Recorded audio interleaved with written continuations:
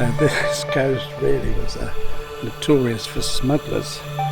You've got pillbox. Very nice, it is chilled too. Good morning here by the coast today at Sizewell. You may well have heard of Sizewell and think of nuclear power, everybody does. But actually Sizewell's a great kind of nature reserve really. It's more than just the power station. Yeah, join us on this little circular walk from Sizewell Beach car park. In today's video we're doing a 7.5 mile circular walk from Sizewell Beach car park.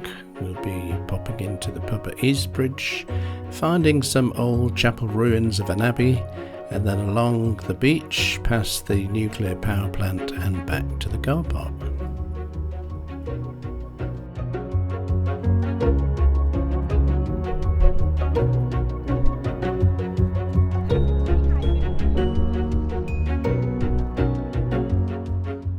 So way before the power station was built, this little piece of the coast was very popular with visitors, and you can find old photos going back certainly to the 1920s, things like that. People were coming here and just enjoying the coast. Going back to the 1700s, this coast really was notorious for smugglers. Smuggling tea and spirits were the two things that they smuggled. So we're coming back down the road that we drove into the car park. It's a dead end, so this is the only road, and so you kind of retrace where you've driven, bearing right at the bend away from the beach. And in a minute we'll come to the local pub, which has quite an interesting history. So we very soon come to the Vulcan Arms here.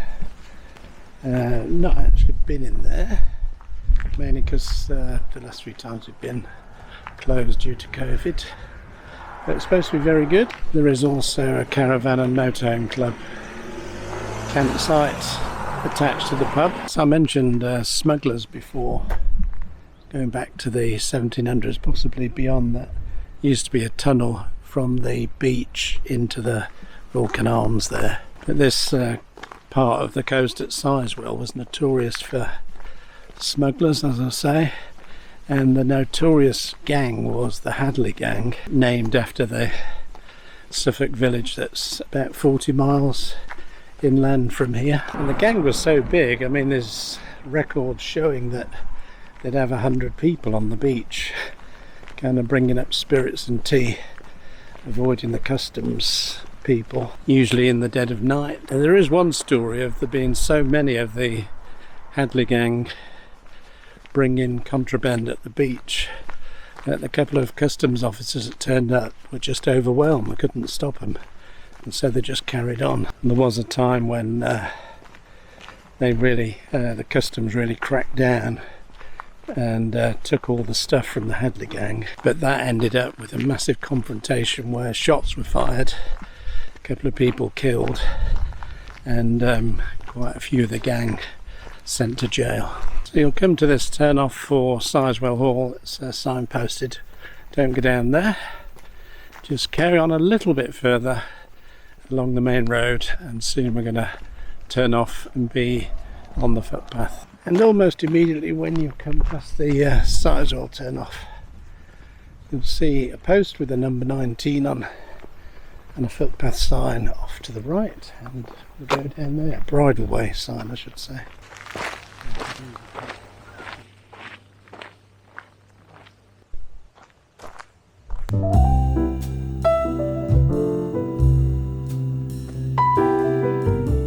So the track goes down to a private drive to someone's house, so don't go down there, but take the left at that junction when you see the private sign, and then we're on to sort of heathland.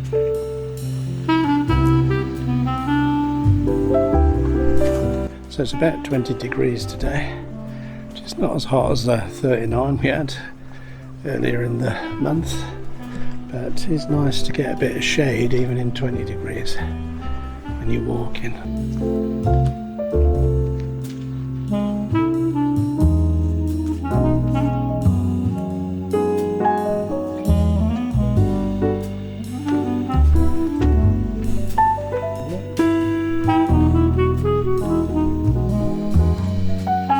that gate, just go through there and carry on across the heath.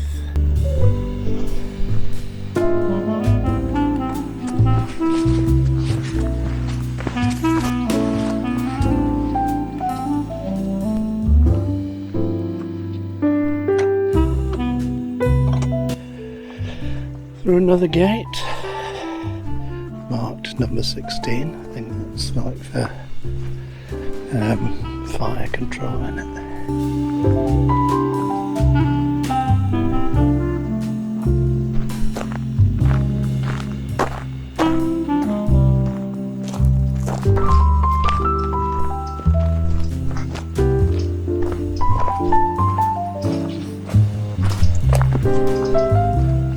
Yes, so when you come to that junction there with a new bit of gravel drive, depending on when you're watching this, it might be old by now. Yeah, it's like a little right then left. You're going to find this narrow footpath up the side of Wrensham Lodge, is it, or something? The drive, just to the right of the drive. And then follow this along the obvious routes. I have to say it's been mostly walking on dry sand, like you're walking on a beach, up till that point there, which is quite tiring on the old muscles in the legs, but we're now more on soil and it's a bit firmer underfoot.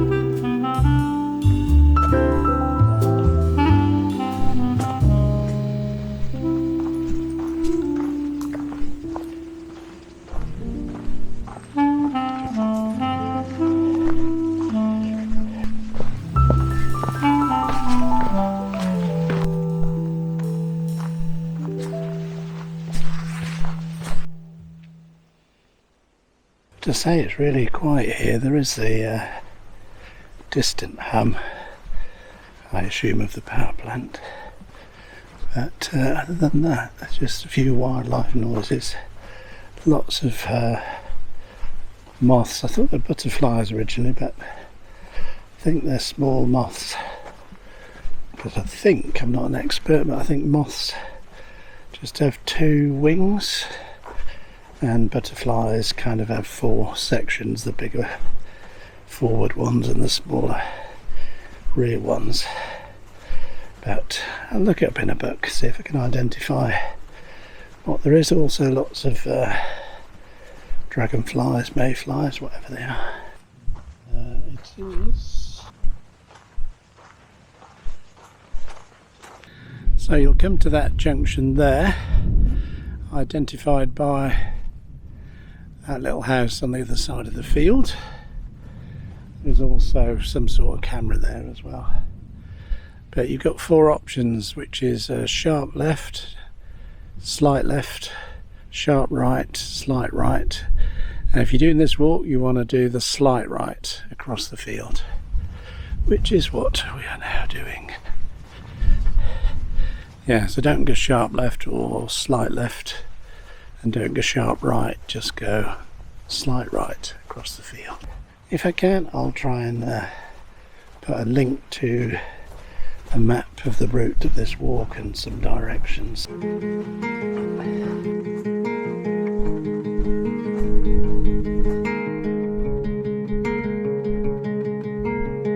just notice there, this is a permissive path, and the difference between that and a footpath, as someone asked me about that, is that footpaths are sort of rights of way. Permissive path is just where the landowner has permitted walkers to cross their land, which is what this is. Now sort of heading a bit downhill here when we've crossed to the other side of this field. All I need from you to leave.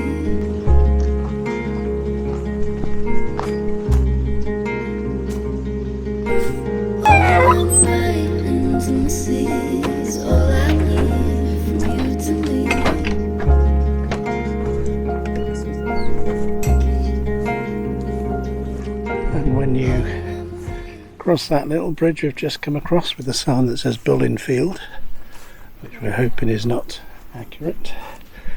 You turn kind of fairly sharp right alongside this little water course here and follow the path. It's not very clear, but you can see a footpath. So eventually the path tracks slightly to the left, and if you look across the field you'll see a little gate into the next section, and you just head for that.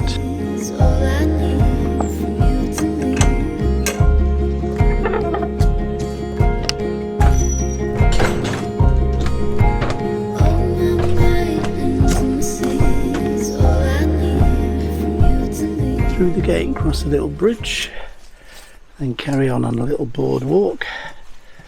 Don't step off it because it looks extremely boggy either side, and just follow this for a bit.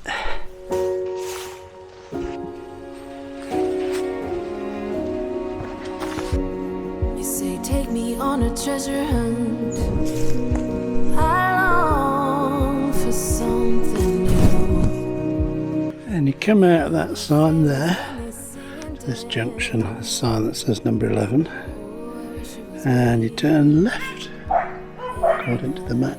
Well, not really. When I close my eyes, I see beauty. And at that little T-junction there, you turn left down this little track and follow on there. That beauty lives in me too.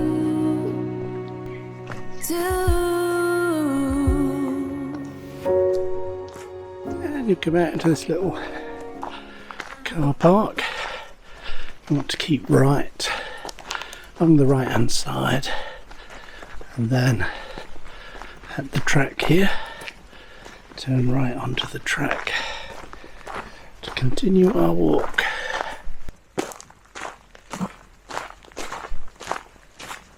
Just carry on straight down this track for quite a long way.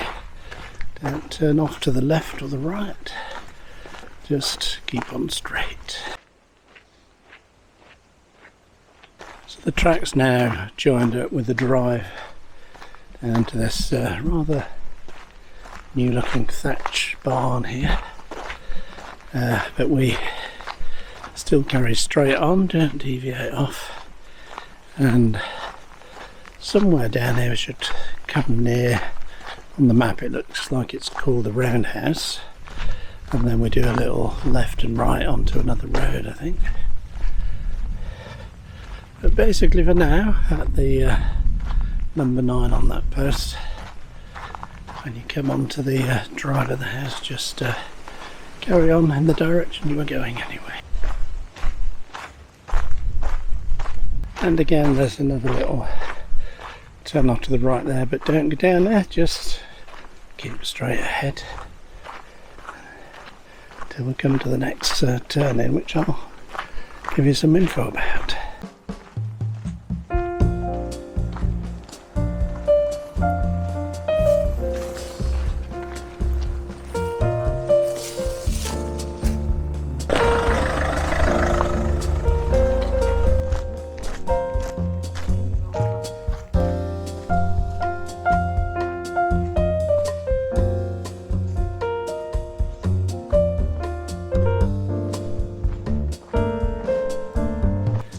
We just follow the track round to the left there, and then it comes to a road and we turn right.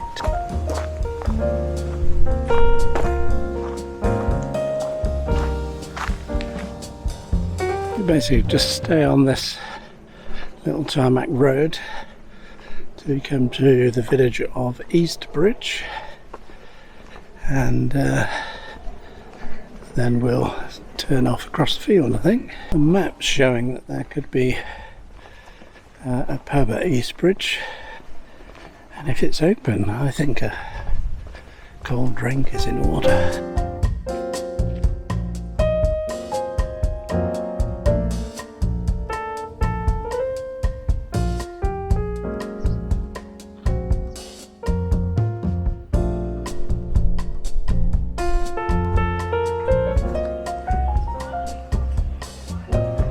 Yes, just noticed on the map we delayed turning right and went into the village. This little pub here. I've got the last bottle of zero alcohol lager, which is what I'm into at the minute. Hazel's got the lime and soda, and very nice it is, chilled too.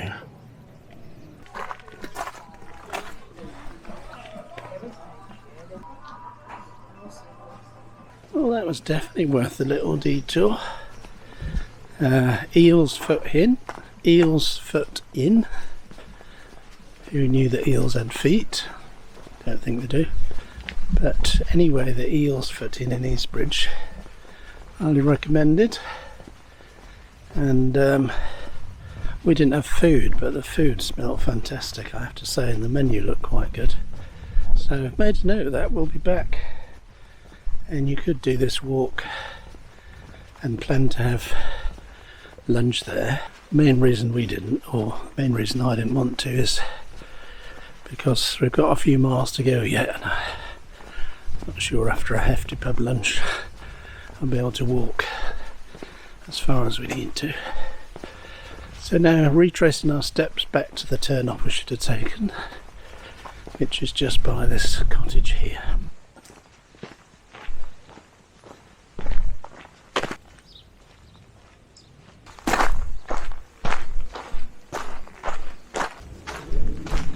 And then fairly quickly turning right at the footpath sign and follow this little track down here.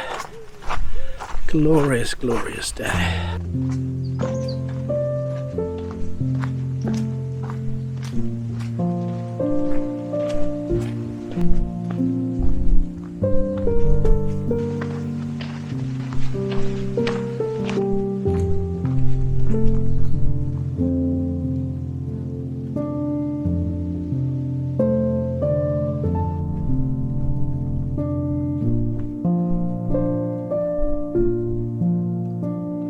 So we're basically heading back to the coast. Probably come on the beach about a mile or less from where we were, basically the other side of the power plant. Speaking of the power plant, I have to say that since we watched the Netflix film Chernobyl, which went into how it all happened and everything, yeah, it's quite worrying. Living reasonably close to a nuclear power plant. We also watched a documentary that Ben Fogle did about Chernobyl. So you've probably heard of Elf on the Shelf, and this documentary was Ben Fogle in Chernobyl. So in the early days of nuclear power, they said, you know, it was all built in, all the safety features were built in. No need to worry, clean sort of fuel. Didn't really mention the radioactive waste that lasts for about 10,000 years. And then there was a film that Jane Fonda was in about meltdown at a nuclear power plant. And lots of people in the industry said, oh, well, that would never happen. But shortly after, on, is it 3 Mile Island? I think 3 Mile Island, there was America's worst nuclear power plant disaster, where it melted down and they didn't really evacuate people quickly enough. And then of course we've had Chernobyl, which to this day has to have people on site to monitor what's happening there 24/7. And there was the one in Japan at the earthquake, which it was supposed to be resistant to, but the earthquake broke it all up. So of course today in this area we have Sizewell A and B, and still signs up, as we saw, about stopping Sizewell C, but I'm fairly sure it got approval last week to go ahead. The problem is it's an old style reactor like the ones that are already there, whereas the more modern ones actually can process the waste, use some of the waste, which this one, Sizewell C, will not do. And of course at the minute, with all the fuel costs going up, nuclear is being hailed as the green fuel reducer of the future, but it's certainly not green if you take into account the tons of radioactive waste that you can't do anything with. It'll be highly toxic for 10,000 years. So we're now very close to places like Minsmere Nature Reserve. Just seen a heron in flight, and then before that sort of harrier or some sort of bird of prey. But yeah, sort of going towards that way I think is Minsmere. So just diverted off the path. We're going to go back and carry on to the beach, but there's some ancient chapel ruins here, which last time I came I couldn't get to. For some reason all the footpaths were closed. We thought we'd have a wander.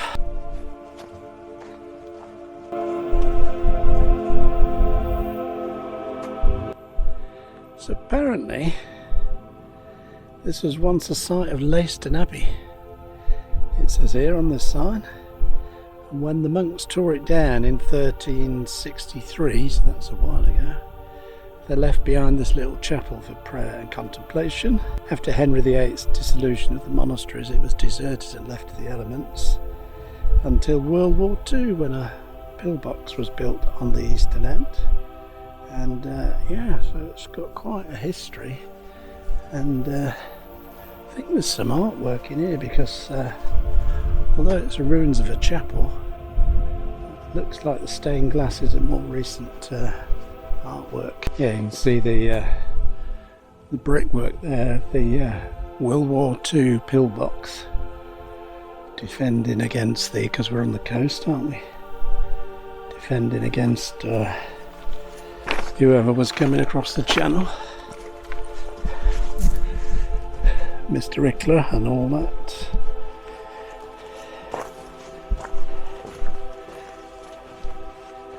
Yeah, and you've got all the nature as well. So beautiful stained glass here. And then you've got the pillbox. Let's try dark.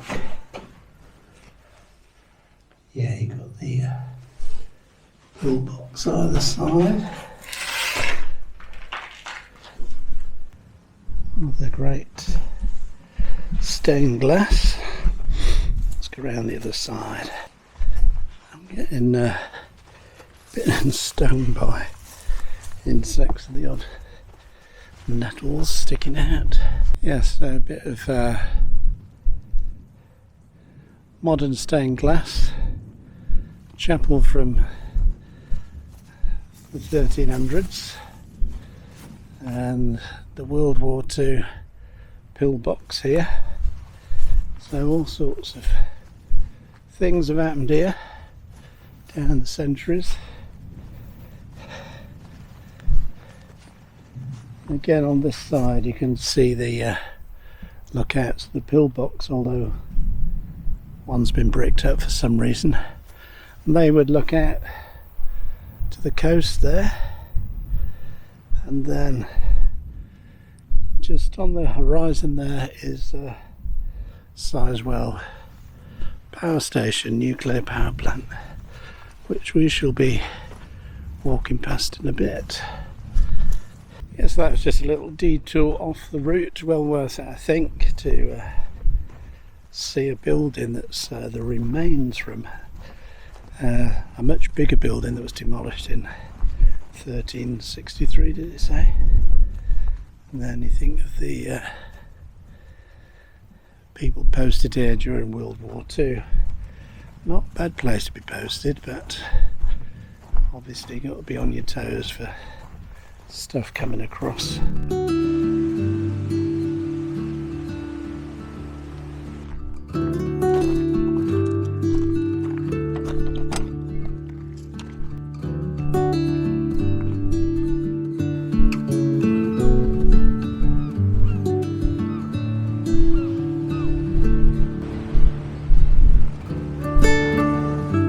Stopping here for a moment to have a bit of snackage, bit of lunch with a view.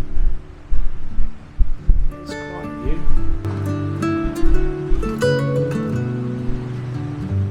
Just walking along the tops for a bit along the coast, because sections of the beach seem to be roped off. Don't know if that's for nesting birds or the plant life or something, but I definitely don't want you walking on certain parts of the beach.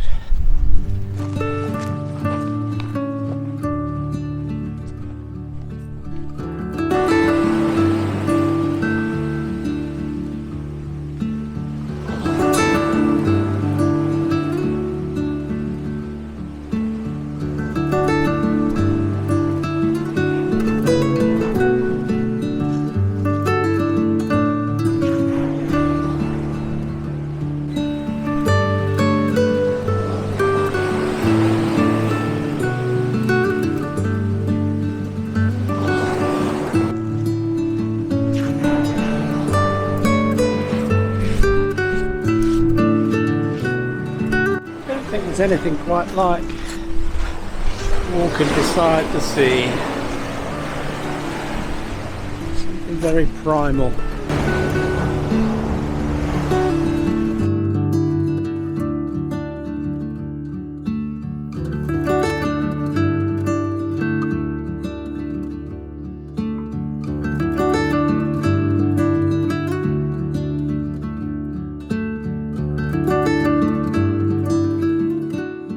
So there it is, the big beast.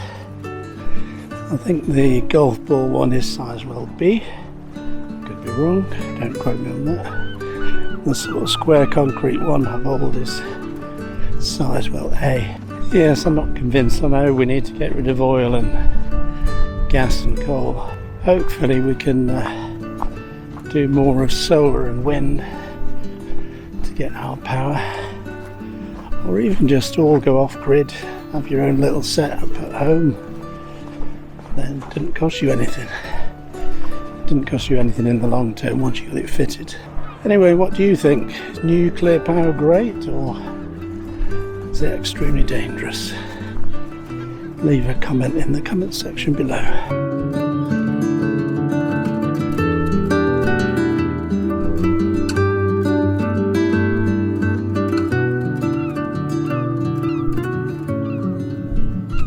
So we're pretty much back at the car park now. Thanks for joining us on this journey.